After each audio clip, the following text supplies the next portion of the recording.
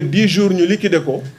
jël décret changé ko ni dafa jot oto boo xam ne dëppoowul ak na mu ko waroon jotee booba déposé woon naa ci plainte mbirum ONAS boobu ndax man dama jàppoon ni du loolu moo doon fond du problème lu doon fond du problème mooy marché yi nga xam ne nangu nañ ko ci ay yenn entreprise jox ko yeneen entreprise te ministre bi ci boppam nee na mooy Cheikh Tidiane Dièye toujours nee na ni moom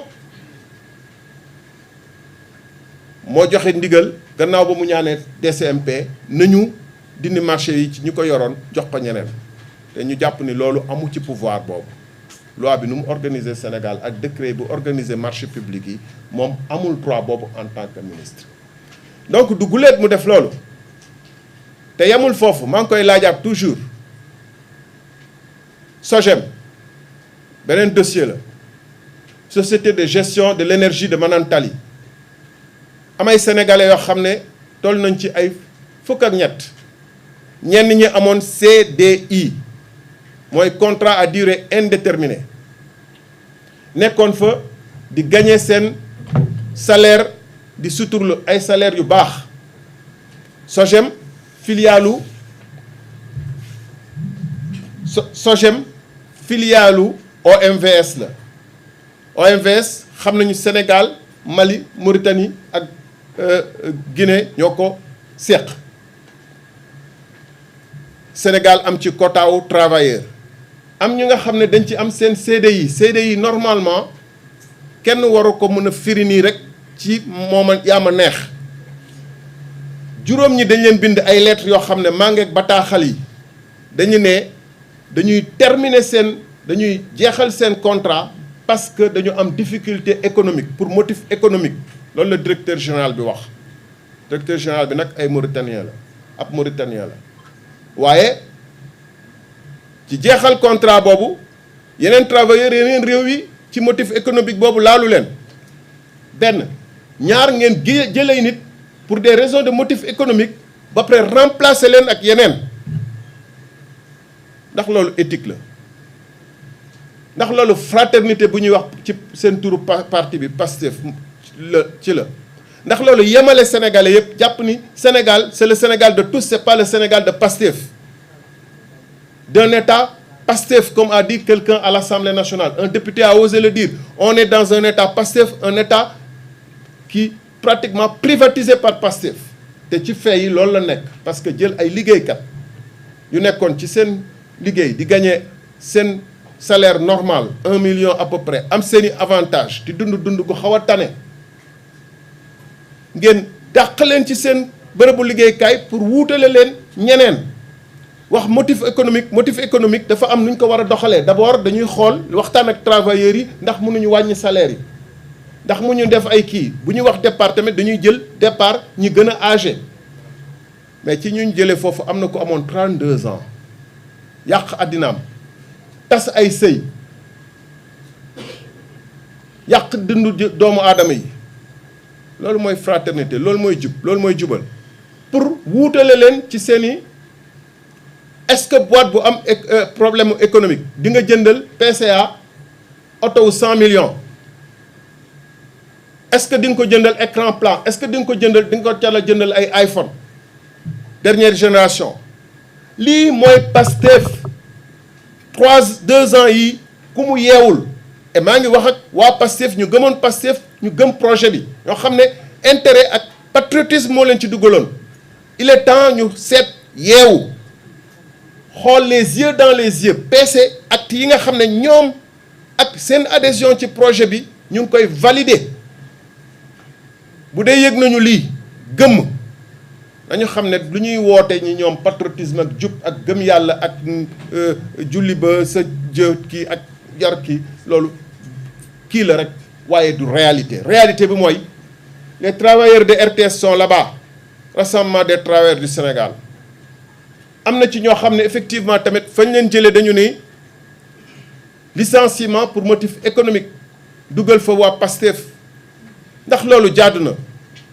ndax loolu c'est une république une et indivisible pour tous une république qui met tous les citoyens sur le même plan d'égalité pour quelle raison waa APR, moi j'étais membre de l'APR, j'ai quitté l'APR en 2012, j'étais DG de la RTP, fekk naa fa ay gars yoo xam ne manifestement c'est des gens qui sont là pour des raisons qui appartiennent au parti PDS. mais sama xel musul xalaatan sax di leen ko xoolee. am na ci d'ailleurs des gens qui étaient remarquables de compétence. waaye yéen non seulement dawul leen gëmloo Sénégalais yi Pastef dañu nax Sénégalais yi ci gëmloo leen lépp lu gën a rafet lépp lu gën a kii ñu gëmloo ko Sénégalais yi promettre ko Sénégalais yi dinañ def appel à candidature dinañu def don de soi pour la République soxlawuñu ay salaires yu duun dinañu dindi conseil supérieur de la magistrature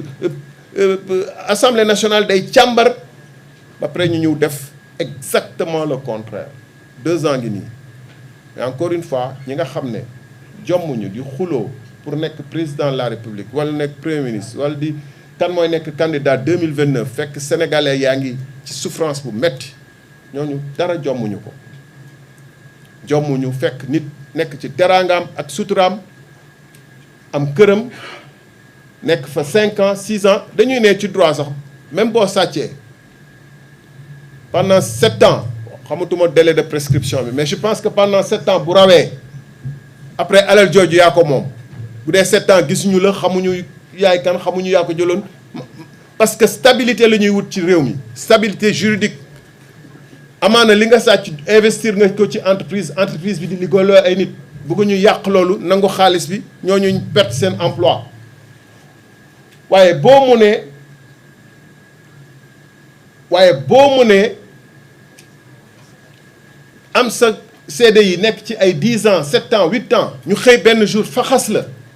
pour dugal fa ñeneen loolu àndul ak même éthique bi nga xam ne day nangu sàcc sax mën nañ ko léeg-léeg jéggal lu mu sàcc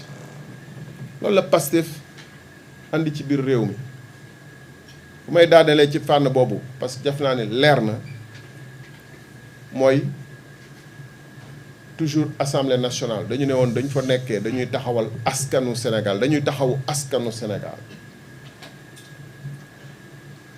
ci taxawu askanu Sénégal boobu war nañu yii may wax nii warul woon nekk sama problème dafa waroon nekk puisque problème mu ay sénégalais lañu ñoo xam ne te yi ma lim nii liste bi yamul foofu de donc comme mu ngi commencé bari di nekk une pratique du pouvoir maanaam pouvoir bi loolu la ñuy doxalee seeni principe la loolu la ñu gisee réew mi bëgg a jël Sénégal def ko seen Sénégalu Pastef assemblée nationale dafa ne waroon ne attention arrête loolu mënul continuer nañu xoolaat af mbir mi ma joxe benn misaal la may ñëw fii la ma ko gars yi wax ngal la waxal suñu cas programme de formation école entreprise benn projet la boo xam ne PF2E mu ngi ne woon ministère moom it de l'emploi et de la formation professionnelle dañ fa jëlee 32 agents yoo xam ne dañu am ñaari yoon CDD ñu doon séntu ñu defal leen CDI ñu tàmbale woon programme boobu ba nga xam ne am nañ ci expérience dont 7 chefs d'antenne régionaux wala chef d'antenne régional ñoom ñëpp ñu raxas leen maanaam nga jël équipe nationale football Sénégal bi yëpp raxas ko dem jël ñu bees te war a dem compétition Coupe d'Afrique pour lan ñi nga xam ne yàgg nañ fa am expérience xanaa di nga ci nii kii diw ak diw lii lañ koy reprocher waaye ñeneen ñi ñu ngi def seen liggéey normalement nañ leen garder mais raxas ñëpp comme nu ñu raxasee woon 312 policiers yi ma cité woon assemblée nationale loolu tam ministre bi tontu ma ci de la 7e génération. policiers appelés volontaires adjoints volontaires nga xam ne seen première cohorte ñoom ñëpp armée lañ jaaroon avant ñuy engagé wu ñu ñëw soupçonné leen je ne sais de quoi raxas leen ñoom ñëpp te bàyyi les cohortes suivantes première cohorte bi ñu raxas ko bàyyi 2e 3e 4e cohorte bu ma fi nee di lim loolu yëpp ñi fi dàq ñoom ci ñoo tey ñoo yor nguur gi ñoo yor doole lu ñu neex la ñuy def sénégalais yi bu ma fi nee woon di ko lim du jeex. damay ñaan taskatu xabaar yi ngeen fexe jege ñooñu enquête ci au cas par cas mën a wax ci mbir mi waaye ministre Cheikh Tidiane Dièye bi nga xam ne dafa bindoon livre la corruption bureaucratique ba mu nekkee dans l'opposition di wane ay yenn taxawaay yi droit de l'hommiste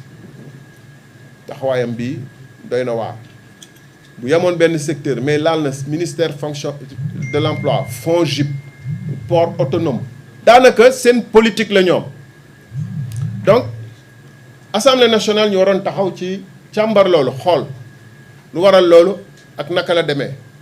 mais dafa mel ni dañ ko encourager. lu tax parce que gis ngeen ba étudiants yi commencé di casse seen bourse yi au moins une chose war nañu mun a taxaw waxtaan ak étudiants yi waxtaan ak njëkk ak teraanga expliquer leen li mën a nekk ak li mënul nekk mais quasiment te loolu position premier ministre la gars yu bëri dañuy fàtte ba mu ñëwee 25 comme ñun dañuy noter di calculer des politiques dañuy xool ñoom fan la ñuy jëm di den déglu bu baax 21 février 2025 ba mu ñëwee di def question d'actualité à l'Assemblée nationale wax na mu leer nañ ni Côte d'Ivoire moo ñu ëpp kàttan ci wàllum koom fuuf waaye Côte d'Ivoire 25 milliards lay fay ci bourse ñun ñu ngi ci 80 milliards loolu mënul wéy junjoon na sax wàññi salaire u fonctionnaire yi bu ngeen neexee ngeen dem dégluwaat li mu waxoon bés boobu wala ba muy wax ni dañuy war a def pacte de stabilité économique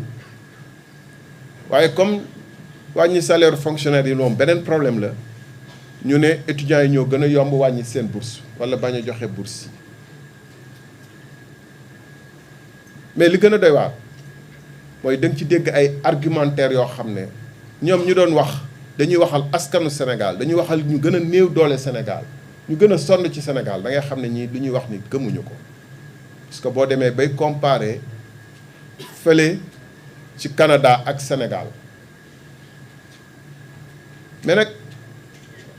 comparer Canada ak Sénégal nga xam ne Canada bu fa benn sénégalais boo xam ne amu fa ndey amu fa baay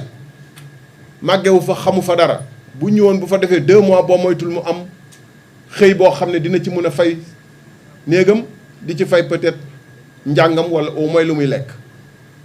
yow nga juddoo Sénégal màggee fi sa juróom-ñaari maam nekk fi nga am fi ay raison xam ñëpp munoo fi boo amee diplôme munoo am stage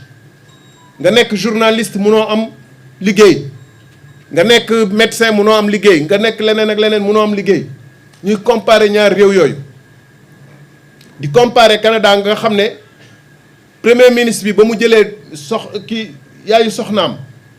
yóbbaale ko ci visite officielle avion bi des na place mu yóbbaale ko États-Unis dañ ko ne hey kaay avion bi du sa avion wu kii la carburant wu Canada la da ngay fay lépp ñu calculer ko mu delloo lépp ak ñoom ñuy wax ni que on dépense beaucoup pourquoi accepte-t-on qu'un président de la République am ñaari palais ñu koy garder au nom de quoi am déet donc ba ñuy comparer nañu comparer mënuñ sax comparer au Canada parce que ñooñu gën yërmande ñooñu ëpp yërmande ci ñoom nu ñu doxalee suñu étudiants yi ak choc ak violence bu ñu waxee étudiants yi ni leen yelloo leen woo leen ko alors que les étudiants là ñu ci bëri dañ leen supporter woon ak di leen supporter parfois de manière irrationnelle ba nga xam ne yéene nañ ko moom jet privé am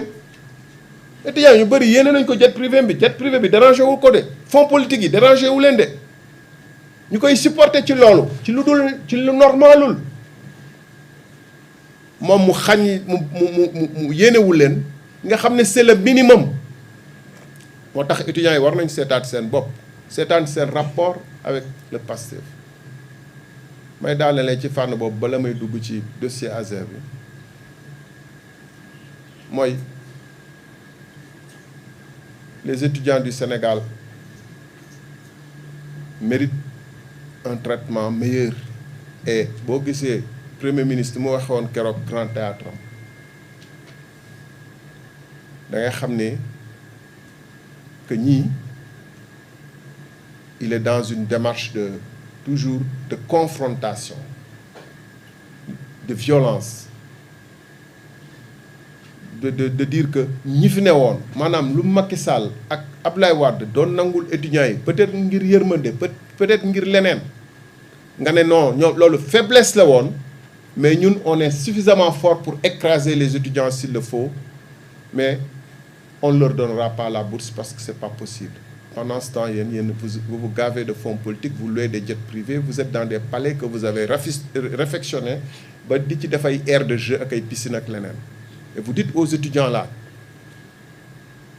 entassés dans des chambres, dans des conditions sordides, démb bu doon ñoom da ngay taxaw nga taxaw foofu ne leen c'est pas normal, problème bourse warul arrêté warutul nekk problème ci réew mi nga taxaw jàkkaarloo ak ñoom ne leen li ma doon wax démb ay naxe la li ma doon wax ni ñoom Macky Sall waruñu ko woon lu ñuy def jaaduwul du woon dëgg li may wax tey mooy dëgg et si vous bougez on va vous écraser. Rien que ça loolu rek résumé na toute la philosophie avec laquelle Pastef gère le pays. Et di ngeen ma may ma jël benn cas bu emblématique bu nekk le dossier Azer. Xam ngeen ni dossier bi coow nañ ci coowaat ci coow ci ba Sénégalais yëpp jàpp naa ni ku ci xamul lu mu demee amaana mbirum Sénégal dafa